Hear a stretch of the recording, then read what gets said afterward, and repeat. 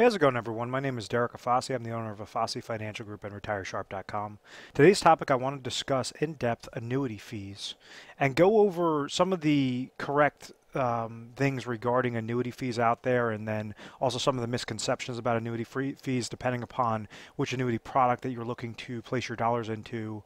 Does that result in something that a carrier could charge an additional fee, how to expose hidden fees, and just go through a whole plethora of options, really exposing the cons regarding annuity fees, how that could really negate any sort of gains that you have throughout your account, throughout your growth process, and ultimately what does that mean on a retirement income side as well. So to get started, what are annuity fees?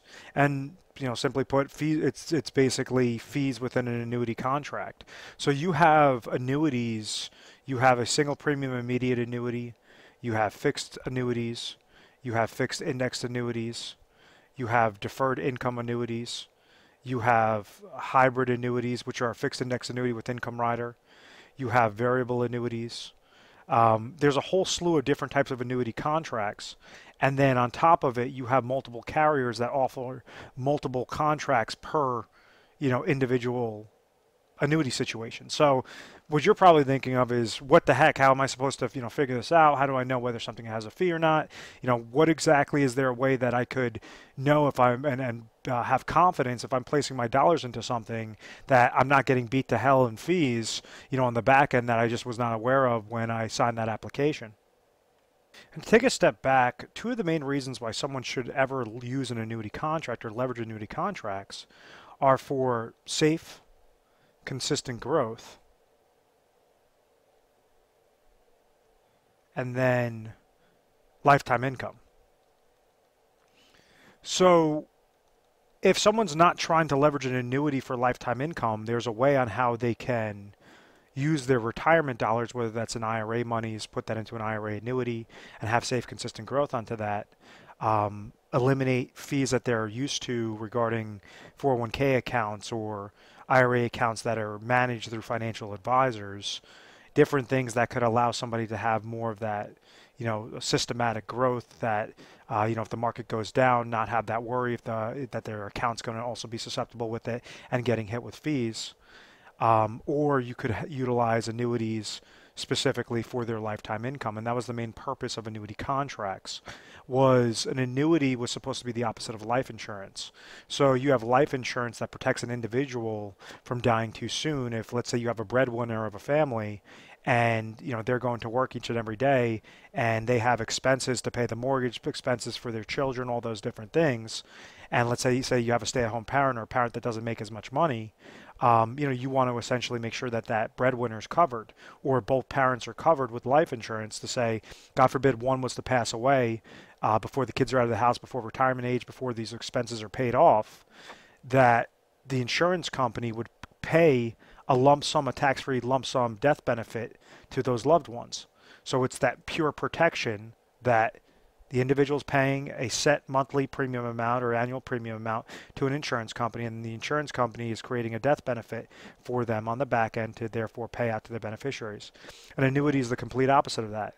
An annuity, or the first slew of annuities that occurred, was for these insurance companies to try to leverage their actuarial data, use the statistics that make them profitable on a life insurance standpoint, and run those numbers in the opposite direction to say, if somebody has a lump sum dollar amount, let's say that they received an inheritance from a life insurance and they have this lump sum dollar amount, rather than go and invest those dollars and invest it into different brokerage accounts, and or just leave it in a cash and just slowly dwindle away that bucket, they run that risk of outliving those retirement dollars, outliving those retirement, that retirement income, or whatever that income is meant for that specific goal.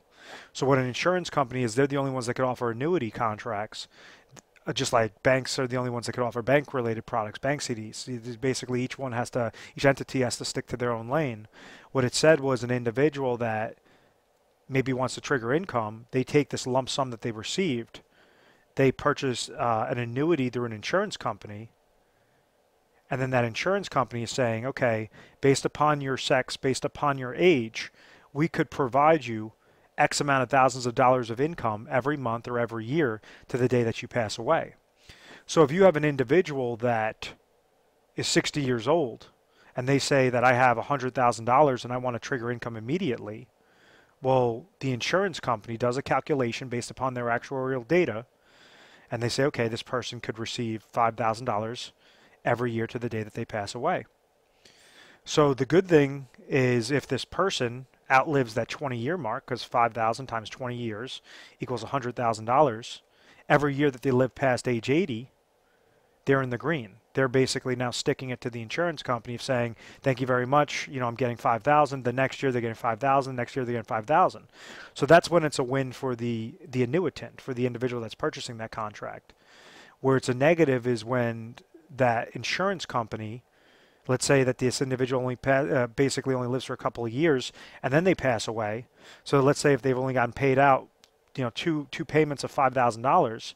Well, now you have $90,000 that got left back over, and the insurance company gets to keep that money. So they were able to invest this full lump sum, utilize their actuarial data, and then control how much income is getting paid out.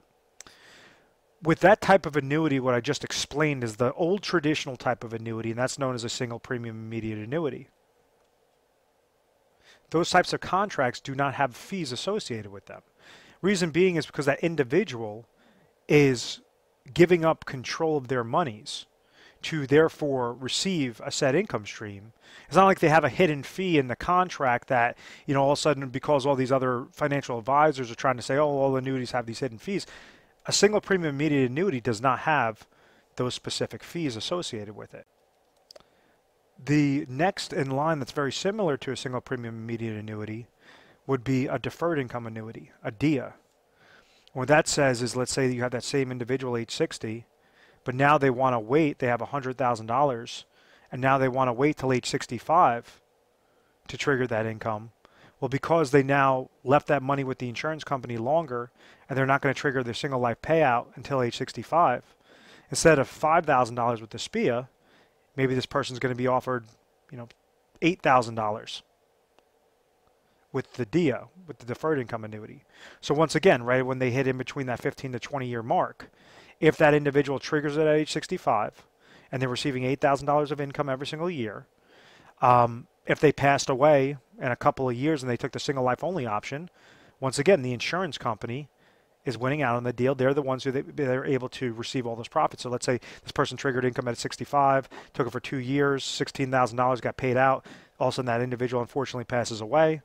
So now you have $84,000 that goes back to the insurance company, and the insurance company was able to leverage that $100,000, invest that money in the back end, utilize their actuarial data to therefore mathematically decide what that offer was going to be, in that future year. So when somebody's getting set up in an annuity contract, it all depends upon the day that they're setting that up. So like a single premium immediate annuity today could be completely different from 3 months from today, because it's a combination of actuarial data and then interest rates. Those are what, and basically the longevity, that the risk that the insurance company wants to take on. So that's why you might see company A offer a single premium immediate annuity of $5,000, but company B might offer a single premium immediate annuity of of $6,000, and company B might be a better route. Or if, on the DIA, you might be having company A offering $8,000, but company B offers $10,000.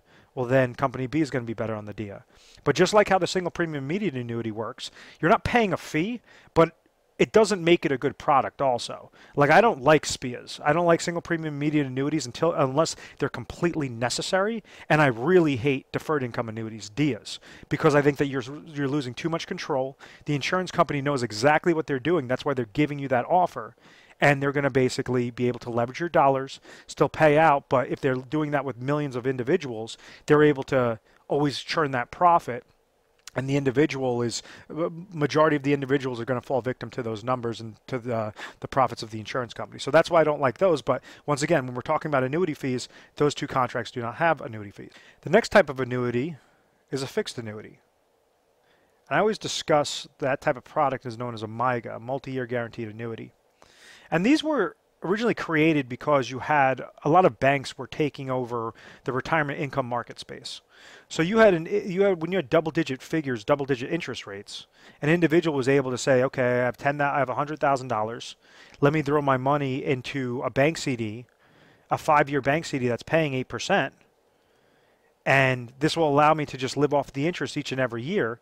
After those 5 years are done, then I could take my principal of $100,000. I would have been receiving $8,000 the first year, $8,000 the second year for those 5 years. So they would have been received $40,000 of income total and still be able to walk away with their principal at the end of the year. So then you had insurance companies that said, we think that we could do a really good product as well, similar to this bank CD concept. So that's when they came out with the multi-year guaranteed annuity. And instead of paying, because they have different reserve ratios, instead of a $100,000 5-year contract with the bank CD paying 8%, maybe a fixed annuity for 5 years would be able to pay 10%. So it's a better incentive to go with that MYGA, that fixed annuity, to therefore, after 5 years, they would have total income of $100,000 and still have their $100,000 principal. Well, since that point in time, obviously interest rates have hit all-time lows. You can't leverage those types of fixed interest rates because the interest rates are so low as a retirement income supplement. But when it comes to fixed annuities, some MYGAs, and the ones that I like to offer, they do not have any fees associated with them, meaning that they're going to be giving that pure, 10% as this example. Or right now, like a 5-year MYGA is paying a little over 3%. So what that says is you'd get 3%, 3%, 3%, for X amount of years that you had set up in that contract. You don't have any fees associated there. But there are MYGA products that have fees associated with it. And that's where you have to look that's where you have to look very closely to say, what's the smoke and mirrors? What's the catch? Is there a hidden fee associated with this type of contract? So you have some carriers that want to mask their product to basically do the ultimate bait and switch. That you might have company A that is providing a true 3% guarantee. And let's say a $100,000, 60-year-old puts in $100,000 for a 5-year, 3% paying MYGA with company A. Well, we understand the first year they could take out $3,000. Second year they could take out $3,000. If they want to leave it, they could allow it to compound interest in there. At the end of all 5 years, they'll have that $100,000 remaining. There wasn't any cost to receive that interest that they gain. That's part of those policies, is there's no additional fee. We have other carriers that might say, oh, we'll pay a 3.10% gain into your account each year on a MYGA. But the hidden math is, if you want to have access to whatever this gain is, it's going to cost you 30 basis points. 0.30% to have access and to actually pull monies from that cash value. So the main reason, if someone's trying to leverage this type of contract, and let's say their main goal was to use that sort of income supplement, well, what they're doing is they're shooting themselves in the foot, because if they're getting a gain of 3.10%, but it's costing them 0.30%, they're truly only getting a gain of 2.80%.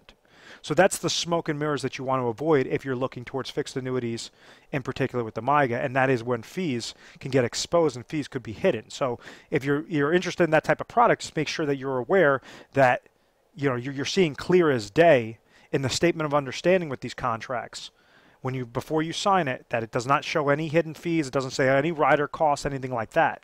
And that's usually where the annuity fees come about, is because of that rider cost that's associated, if you're going to add an additional benefit. They're paying, these types of contracts could be paying 3.10%, but you might be handcuffed into the terms of the contract to say it's not that flexible, as opposed to company A that's giving you 3% with much more flexibility, and it makes a lot more sense to do so. The other type of product, and what I mentioned before, was that interest rates have hit all-time lows. So now you have the top 5-year products. What you used to be able to do is leverage a MYGA, leverage a bank CD, use 8, 10, 12% rates of return, put your dollars in there, and then just live off the interest each and every year until that that term has expired, and then they just repurchase a new 5-year product or a new 8-year product or whatever that is. So it's known as a laddering strategy. They just constantly keep re-rolling the CD. So that's why you had bankers were acted like retirement income specialists, even though all we were doing was just putting into a product that was just a very high rate of return because interest rates were very high at that point in time. Same thing with annuity agents. They would just go put the person in a MYGA, and it was a really simple way to just set up a laddering strategy with those types of contracts. So when interest rates were hitting all-time lows, individuals said, well, 3% isn't going to cut it. If I have $1 million and I need to live off of $50,000 a year of income, and that's what I want to use as a fixed income, if I'm getting 3%, that's only 30 grand. I'm in the hole $20,000. What exactly is there a better alternative? And that's where the FIAs might be a good situation. Majority of fixed index annuities do not have any fees whatsoever. If you are not adding an income rider or a death benefit rider or some other crazy rider onto that type of contract, just a pure fixed index annuity works very similar to a pure MYGA with no fees associated with it. And the benefits of a FIA, it gives you upward market growth, no downward market losses. Some have little fees. The ones that I like to offer have no fees. And the time horizon that individuals typically leverage for these types of contracts is anywhere in the low end of 6 years and on the high end about 10 years. And what you're trying to get with these types of contracts is growth with safety. So just like that same concept of a MYGA where you'd get paid that 3% each and every year, and you could either take this money, take that 3% out of income, or you could allow that 3% to keep rolling up into the account. That's the same sort of concept with the FIA. What they're doing, what the insurance company allows is rather than pay like that fixed percentage rate, they leverage that and they invest that into the market to say that if the market comes back favorable, if you have a fixed index annuity with, let's say it's tied to an S&P 500, and that comes back with, and you have a 10% cap as an example, and the market gains 20% that first year, you're going to have a plus 10% gain into your account. You could use that gain and use it as income, or you could allow it to roll back into the contract. The next year, let's say the market loses 20%, well, you have a floor of 0%. Remember, it's going to gain with upward market growth, no downward market losses. So it allows you to consistently, if you need to, like in this example, where the person has $1 million and they want to pull out $50,000, well, the first year, they could take out their $50,000. The next year, even though they gain 0%, well, they still had a plus $100,000 gain from the first year, so then they could take out another $50,000. So you could take it out more systematic. You could have more flexibility with how you're pulling out those monies, but it's just like a bucket with a lid over it. Rather than throwing your dollars into brokerage accounts or IRA that's monitored through an advisor and tied to stocks, bonds, mutual funds, these ETFs, individuals gravitate towards that FIA type concept to give them that peace of mind to try to beat out the pace of inflation, beat out those low interest rate environment, and still try to get some upward market growth potential with no downward market losses. In particular, I like to see the ones with no fees. So you don't have an advisor fee that's lingering on. You don't have any sort of rider fees that are lingering on. It's just a very safe, consistent growth strategy with leveraging the FIA. And once again, when we're having this conversation with fees, it's not going to have any fees when set up properly. Now, the next type of contract, which is deemed, the marketing name is a hybrid annuity, it is a fixed indexed annuity with an income rider. Once again, for that individual that's trying to leverage lifetime income, the bad thing about the SPIAs and the DIAs is that individual is surrendering all control of their monies. So you have to, if you're going to go this route, you really have to be committed with it and understand that you can't access your money again if you choose that single life only income option on a SPIA or a DIA. These FIAs with income riders, what it says is it's going to act like an FIA, like a fixed index annuity. So it's going to gain when the market goes up, not lose when the market goes down. But the main purpose is for this income rider because you're going to try to leverage lifetime income at that later date. So like let's say if the individual's age 60 and they want to retire at age 65, like the DIA, that contract was going to pay $8,000 every year to the day that person passed away. With the FIA with income riders, these hybrid annuities, they're typically paying a little bit higher rates of return. And you could get a 5-year deferral. Let's say this person puts in $100,000. At age 65, they could receive $10,000 of lifetime income. The major difference between this one and the DIA is, let's say if they take out $10,000, the person takes out $10,000, God forbid passes away, whatever's remaining in that account value that's still gaining when the market goes up, flatlining when the market goes down, that account value is going to get left to the beneficiaries. So once again, I said that when you have a rider, there can be a fee associated with it. Some hybrid annuities do not have any fees. Majority of them do have fees. And that fee is usually right around 1% or less. Those are the ones that I like to see. And understand that that fee has to be justified. There's not a hidden fee like variable annuities. The fixed index annuities with income rider, you're basically leveraging it specifically for that lifetime income stream. If you do not need lifetime income, just get set up, and you like that concept of a fixed index annuity, get set up with an FIA, give you that safety, that consistency.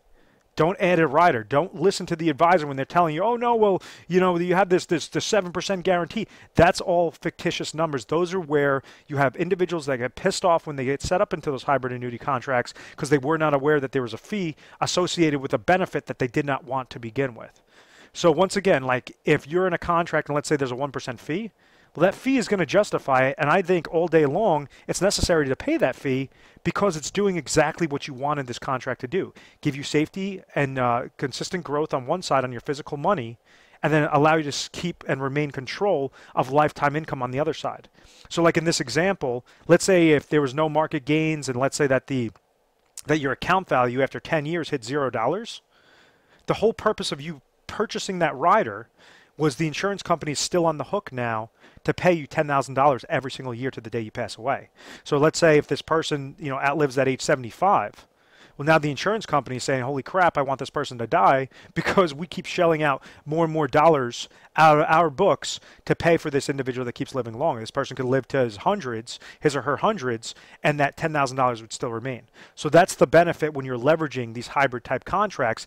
And yes, majority of them have a fee, but that fee is necessary, and you want to really make sure that you know exactly what that fee is if you're going this hybrid annuity route.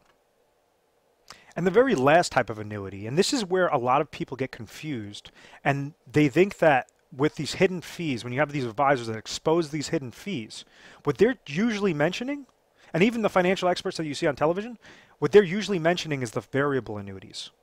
So what a variable annuity does, kind of acts like the FIA, the fixed index annuity. It's like a bucket, but it's more along the lines of how a regular brokerage account works. So this is just, it's offered by an insurance company. That's why it's called an annuity. But what happens is individuals now tying their money typically to mutual funds and different funding options. So with variable annuities, you have to pay for insurance-related expenses such as mortality and expense fees, administration fees, mutual fund-related fees. There's you could have advisor fees could tack onto these types of accounts. That's just with the plain vanilla variable annuity. And there is anywhere from 10 to 59 different types of fees that could be exposed within a variable annuity. A lot of reason why people don't understand what those fees are is because the agent, the advisor, usually hands you a 300, 400 page prospectus. But understand that in that prospectus, it does outline all these hidden fees in there. It's better to watch, you know, it's more exciting to watch paint dry on a wall than to read a prospectus in some clients' minds. So that's why they usually get, you know, duped into those variable annuity contracts. Just like the FIA, where you could attach an income rider, this is the worst thing that, you know, I completely bash variable annuities. I don't like variable annuities. I've rarely ever found situations where variable annuities are actually good for a client situation that a hybrid annuity cannot beat out. But understand, if you also attach income riders to that, you're going to add an income rider fee. There might be a death benefit fee. If you're adding a death benefit rider, there's going to be an additional death benefit rider fee. So what happens is you're going to be anywhere between 3, and I've seen as high as 8% in annual fees before your account does anything with those mutual funds or those funding options.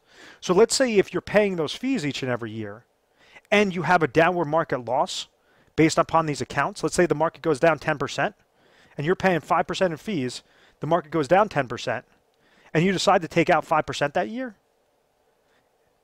If you had $1 million bucket, you would have taken out $50,000. You would have ended up losing $200,000 of value that 1 year. The next year you have $800,000. You're still trying to pull out $50,000 from that account, which is now a larger percentage, and you're still paying for those, upwards of 5%, 8% worth of fees in that variable annuity.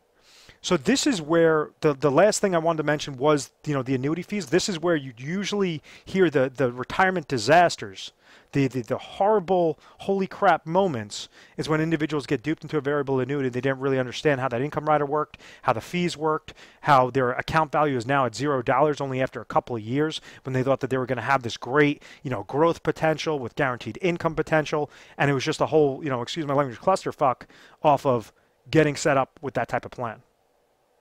So in closing, if you found value in this video and you would want us to run a free annuity stress test off of the plans that you're looking about getting set up in or have questions on, simply call our 1-800 number.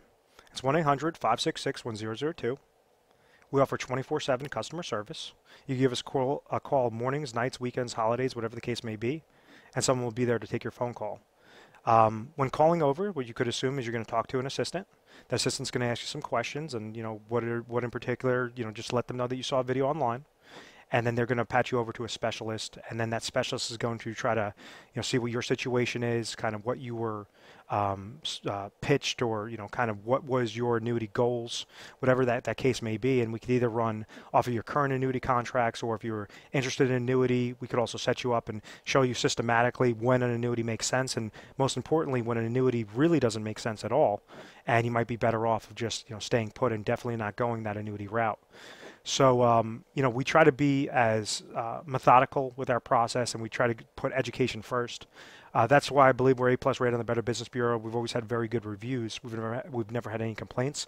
It's because of this methodical process. I want to thank you very much for watching this video. Please feel free to subscribe to our YouTube channel, Retire Sharp, so you can have access to the most updated videos. Thanks so much, guys.